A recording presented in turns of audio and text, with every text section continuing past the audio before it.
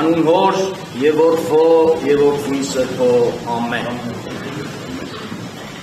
Ես եմ հարությունը եւ կյանքը, ով հավատում է ինձ, թեպետ եւ մեռնի կապրի, իսկ ով ողջ է եւ հավատում է ինձ, երբեք չի մեռնի։ Հավատում ես իմ ասածին, ասում է Հիսուս։ Այո Տեր, պատասխանում է Մարթան, Ղազարոսի քույրը։ Հավատում եմ, որ դու ես Քրիստոս, Աստծու որդին, որ աշխարհ է իր գալու։ Սիրելի հավատացյալ քույրեր եւ եղբայրներ, այս երկխոսությունը կամ այս ճշմարտության հաստատումը, հարցադրումը եւ պատասխանը ուղղված է նաեւ յուրաքանչյուրիս, որ մեր Տերը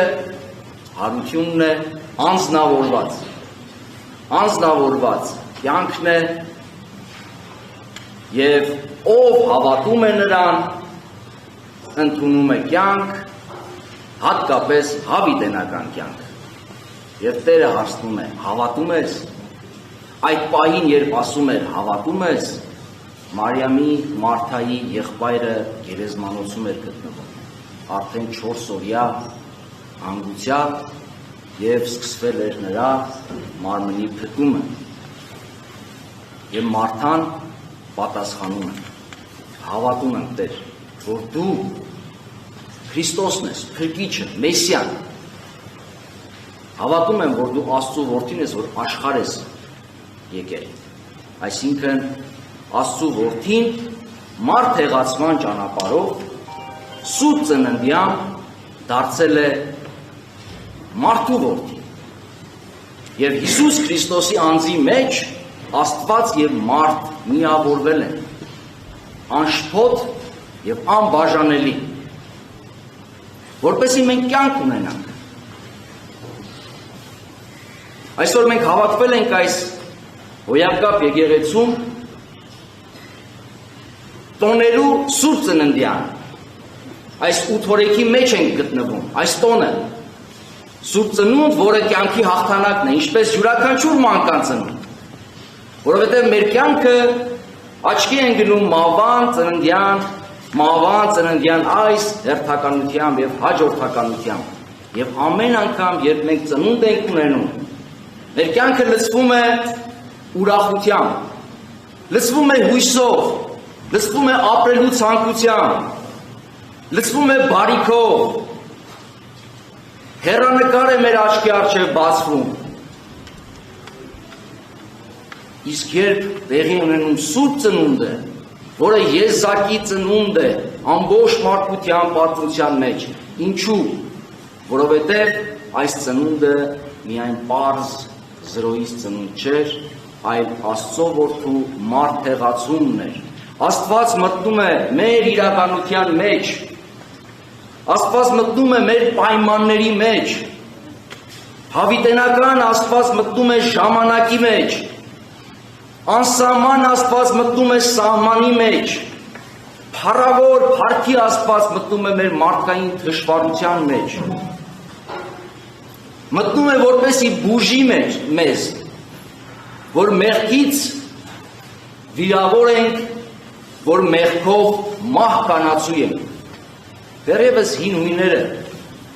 երբ մարդ էին ուզում ասել, բազմաթիվ բառեր ունեն, բայց նախընտրում էին Թանատոս բառը, որ նշանակում էր հենց մահ կանացու։ Այսինքն ծննդյան մեջ արդեն մահվան իրականությունը կա։ Մենք երբ կյանք ենք ստանում մեր ծնողներից, ուր ենք գնում ի վերջո։ Գնում ենք այդ իրականություն, բայց արդյոք դա վերջին իրականությունն է։ Հիսուս ասում է ոչ, եւ ոչ միայն ասում է, այլ նաեւ իր կյանքի օրինակով է ցույց տալիս։ Հիսուս ոչ միայն ծնվում է, որպեսզի մեր փրկությունը իրականացնի, այլև անցնում է մեր կյանքի բոլոր հանգրվաններով, ապրում է մեզ նման, որպես մանուկ, ապրում է մեզ նման, որպես պատանի, ունենում է մանկան դեմք, պատանու դեմք, երբ գնում է Երուսաղեմ, չափահասի դեմք, երբ գնում է Հորդանան մկրտվելու, երբ խաչն է բարձրանում, մեր մարդկային դեմք, բայց նաև կիսում է մեր մահվան իրականությունը, ինչու, որտեղ մենք մեռնում ենք։ Կյանքը մտնում է մահվան մեջ, որպեսզի մեզ կյանք պարգևի։ Եվ հետաքրքրական են մեր եկեղեցու հայրերը, որ այսօր Սուրբ Ծննդյան այս 8 օրեկի շրջանում դրել են ավետարան, որը մահվանն է վերաբերում։ Եվ իհարկե հարությանը, Սուրբ Ղազարի հարությանը։ Բայց Սուրբ Ղազարի հարությունը թող շփոթեցնի մեզ։ Հիսուս ընդամենը մեզ հասած ավանդությամբ արձանագրված ավետարաններում ընդամենը 3 այսպիսի գործողություն է կատարել, հրաշք է կատարել։ Իդեպ Հովհաննեսը հրաշք բառը չի էլ օգտագործում, ասում է սա նշան է, որպեսզի Աստծո փառքը երևա։ Բայց ինչու են մեր հայրերը դրել այս ավետարանը հիմա, այս շրջանում, ցույց տալու համար, որ մենք, եթե ծնվում ենք, նաև մեռնում ենք, բայց նաև մեզ սպասվում է հավիտենական կյանքի հեռանկարը։ Եվ սա Հիսուս իր կյանքով է անում։ Եվ Ղազարոսի հարության դրվագը նախապատկերն է, պատրաստությունն է իր մահվան եւ իր հարության։ Բայց կա նաև երկրորդ կողմը։ Ղազարոսի հարությունը արժանանում է Հիսուսի համար կյանքի գին։ Սա է դառնում վճռորոշ պահը, որ վերջապես իշխանությունները օրվա քաղաքական եւ հոգեվոր որոշում են, որ այլևս պիտի թույլ չտան Հիսուսի հաղթարշավ, այսպես ասած։ Որովհետև սա այնպիսի ցնցող հրաշք էր, որը հավաքելու էր մարդկանց, իր հետևից էր տանելու։ Եվ սա դառնում է այն ջրբաժանը, այն հանգրվանը, եւ վերջապես որոշվում է, որ Հիսուս պետք է մահվան մատնի։ Կարևոր չէ ինչ մեղադրանքով, ինչ դատական համակարգով, ինչպիսի կեղծիքով եւ ստով որպես հիմնավորում։ Կարևորը որ որոշումն է, պետք է մեռնի։ Հիսուս գիտեր սրա մասին, իհարկե գիտեր։ Մինչև Ղազարոսի տուն գնալը, երբ աշակերտներին ասում է, որ իմ բարեկամ, իմ սիրելի Ղազարոսը ննջել է եւ պիտի գնանք, աշակերտները հաց են տալիս իրեն։ Ասում են, մի որոշ ժամանակ առաջ հրյաները քեզ ուզում էին քարկոծեին, դու նորից ուզում ես գնալ այնտեղ, իսկ զգուշացնում են, որ այդ վտանգը կա։ Հիսուս ինչ է անում։ Կյանք տալու համար այդ վտանգից փախչում է, ոչ, խաչի ճանապարհը մտնելու համար այդ վտանգից խուսափում է, ոչ, որովհետև Աստծո կամքն է կատարում։ Ինքը գիտեր, որ խաչի ճանապարհ է մտնելու։ Խաչի ճանապարհ էր մտնելու այսպիսի մի նախապատկեր կամ նախադեպ ցույց տալով Ղազարոսի մահվան եւ հարության դրվագը, որպեսզի մենք կարողանանք հավատալ, որ կյանքն է, որ այսօրվա մեր իրականության մեջ հատկապես բուժում է, փրկում է, տանում է մեզ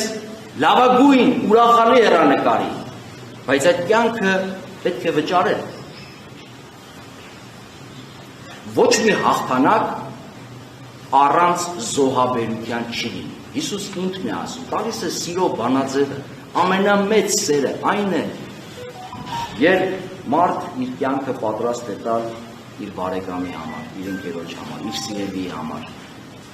Մենք սեր բառը շատ ենք օգտագործում, մեծավ մասամբ վերանացի, իզուր, անտեղի, եւ մեր կյանքում շատ քիչ է սիրո գործնական դրսևորում։ Իդեպ Պսակի, Սուրբ Պսակի խորհրդի ժամանակ է մեր հայրերը դրել մի շարական, որը վերաբերում է մարտիրոսներին, որոնք հանուն հավատքի, հանուն սիրով իրենց կյանքը դրել են զոհասեղանին։ Ինչու ենք այդ ուրախ առիթով այդ շարականը մենք երգում։ Դա պատգամ է հատկապես ամուսնացողներին, որտեղ նշվում է, թե սիրո բարձրակետը որն է, միմյանց համար կյանք տալն է, եւ Հիսուս չի խուսափում այս ճանապարհից։ Եվ Ղազարոսի հարությունը առաջին հերթին իր փառքի հաստատագրումն էր։ Ինչու հենց այս հանգրվանին, որովհետև մեկ շաբաթ հետո Հիսուսին տեսնելու էին այլանդակված խաչի վրա։ Այստեղ տեսան Հիսուսին իր փառքի վրա, որ իշխանություն ունի մահվան վրա, որ կարողություն ունի արձակելու Ղազարոսի մեռած կապանքները, բայց կապանքները նաև մեղքի կապանքներ են։ Այդ քարը, որ դրված էր գերեզմանին, մեղքի քարն է, որովհետև մեղքն է, որ պատճառ է դառնում մահվան։ Եվ Հիսուս նաև քանդում է այդ մեղքը, մեզ է ցույց տալով, որ մեղքի քանդման հաղթահարման ճանապարհն է կյանքի ուղին։ Մեկս մյուսին սիրելու ճանապարհն է կյանքի ուղին։ Եվ այս Սուրբ Ծննդյան խորհրդի մեջ ամբողջանում է խորհուրդը, որ կյանքը պարգև է, այդ կյանքը պետք է ապրել պարգևի տրամաբանությամբ, պարգևի պատասխանատվությամբ, ապրել կյանք տալու տրամադրվածությամբ, որտեղ ի վերջո մեր կյանքի իմաստը որն է։ Կյանքը պարգև ենք ստացել մեր ծնողներից եւ Աստծուց։ Ինչու՞, որպեսզի մենք մեր հերթին կյանք տանք։ Կյանքը բարելավենք մեր իրականության մեջ, մեր շրջապատում, բայց միևնույն ժամանակ կանգնելու ենք մահվան իրականության առաջ եւ պատրաստ ենք պատասխանելու Հիսուսի հարցին, որ ասում է. հավատում ես իմ ասածին։ Այո, Տեր, հավատում ենք, բայց որպեսզի հավատանք, մենք պիտի խոստովանենք, որ Հիսուս ինչպես Մարթան է խոստովանում, Քրիստոսն է, այսինքն Փրկիչն է, եւ խոստովանենք, որ Աստծո որդին է, Աստված է, մինչև մենք չհասնենք Աստված ճանաչողության այս մակարդակին, չենք կարող նաև հավատալ, որ նա հարությունն ու կյանքն է։ Հավատը, ինչպես սերը, որ գործնական է, ևս վերացական հասկացություն չէ։ Հավատալ Աստծուն չի նշանակում միայն հաստատել, որ Աստված գոյություն ունի։ Հավատալ Աստծուն նշանակում է նաև ապավինել նրան, հույսը դնել նրա վրա եւ ամեն մի փոքր կամ մեծ դժվարությունից չապավինել ուրիշ երևույթների, որ հետո մեր կյանքում դառնում են կուռք։ Անցնել այդ դժվարությունների միջով, ինչպես մեր Տերը անցավ։ Այո, այդ դժվարությունը կարող է նաև խաչ արժենալ։ Շատ հաճախ մենք խաչի մասին թյուր պատկերացում ունենք։ Ինչու Հիսուս խաչվեց։ Տեսեք, սիրելի քույրեր եւ եղբայրներ, շատ հետաքրքիր երկու բևեռ կա մեր Տիրոջ կյանքում՝ ծնունդ եւ մահ։ Եթե ուշադիր նայեք, կտեսնեք, որ Հիսուս ծնվեց ամենախոնար պայմաններում, մսուրի մեջ։ Եվ եթե ուշադիր նայեք, կտեսնեք, որ Հիսուս մահացավ, իր մահկանացուն կնքեց ամենադաժան մահը։ Ինչու՞, որպեսզի ընդգրկի ամբողջ մարդկությանը, որևիցե մեկը դուրս չլինի այս փրկagorցության միջից։ Բայց խաչը միայն դա չէ։ Խաչը ծնվում է այն ժամանակ, երբ որ սերը բախվում է ատելությանը, երբ որ արդարությունը բախվում է անարդարությանը, եւ երբ որ ճշմարտությունը բախվում է կեղծիքին, արդյունքում ծնվում է խաչը։ Հիսուս անձնավորված սերն է, անձնավորված արդարությունն է եւ անձնավորված ճշմարտությունը, ինչպես ինքն է ասում։ Եվ Հիսուս չէր կարող չխաչվել, որովհետեւ մարդկության մեջ բոլոր ժամանակներում օբյեկտիվ իրականություն է, մեր իսկ մեղքի հետևանքով ատելության, կեղծիքի եւ անարդարության իրապետումը։ Եվ եթե այս իրավիճակում, այս պայմաններում մեկը ուզում է իրապես Հիսուսին հետևի, հետևապես ապրել սիրո, ճշմարտության Եվ արդարության կյանք ինքը չի կարող չբախվել հակառակ իրականության, ինչից եւ ծնվում է խաչը։ Մերն է ընտրությունը, որովհետեւ խաչողներն են մեր կյանքում, ապրողները, ապրում։ Ուրեմն այսօր իմ կյանքում, ինչպես մեր Տիրոջ այս դրվագում է ասվում, զգուշացում կա։ Գնում ես, որ քարկոծվես, իմ առջև դրվեց այդ ընտրությունը։ Դուք գիտեք, որ ես երկար տարիներ որպես վարդապետ, որպես համեստ վարդապետ, փորձել եմ իմ գիտելիքների չափով քարոզել, բացատրել, ճիշտ, սխալ, մարդկանց փոխանցել խաղաղություն, հանգստություն, բացել մարդկանց միտքը, բայց առաջին հերթին իմ միտքը, իմ հոգին սնուցել, իմ սիրտը սնուցել։ Եվ շատ եմ խոսել խաչի մասին, շատ եմ խոսել փորձությունների մասին, շատ եմ խոսել հալածանքների մասին, մեր Տիրոջ օրինակով ցույց տալով։ Ես երբ կանգնեցի այս ընտրության առաջ, ես հասկացա, որ իմ կյանքում հերթական դժվար ուղին է սպասվում։ Ես 15 տարի մեր հանրապետության քրեակատարողական հիմնարկներում եմ ծառայել։ Լավ թե վատ, բայց դժվար ծառայության ուղի է եղել։ Երբ այս խոթորկուն շրջանում մեր եկեղեցու կյանքում եւ պառակտված է մեր եկեղեցին ներսից, դրվեց այս ընտրությունը մեր սիրելի Լեոփար Հայրապետի կողմից եւ նաեւ թեմի քահանայած դասի մեծամասնության կողմից։ Ինձ մնում էր ընտրել։ Ես չէի կարող չընտրել, այո չասել, որովհետև այլապես իմ 7-ամյա կամ 10-ամյա վարդապետական քարոզչական գործունեությունը կզրոյացվեր։ Ես որոշեցի հույսս դնելով Աստծու վրա, ձեզ վրա սիրելի հավատացյալներ, մեր թեմի քահանաների վրա, Աստծու օգնականությամբ գալ Մասյացօգնի թեմ ծառայելու հոգևոր եկեղեցական գործունեություն ծավալելու, առանց ինտիգների և առանց մարդկային գերակշռող հատկությունների, որն է պառակտումը, ատելությունը, հանսարկությունը և այլն։ Սիրելիներ, եկել եմ ծառայել և ակնկալում եմ ձեր աղոթքը, անկեղծ աղոթքը, և հավատ ունեմ, որ Տերը օրհնի, ինչ էլ լինի, ես կհնազանդվեմ իր կամքի առջև։ Քրիստոս ծնավ և հայտնեց։ Մեզ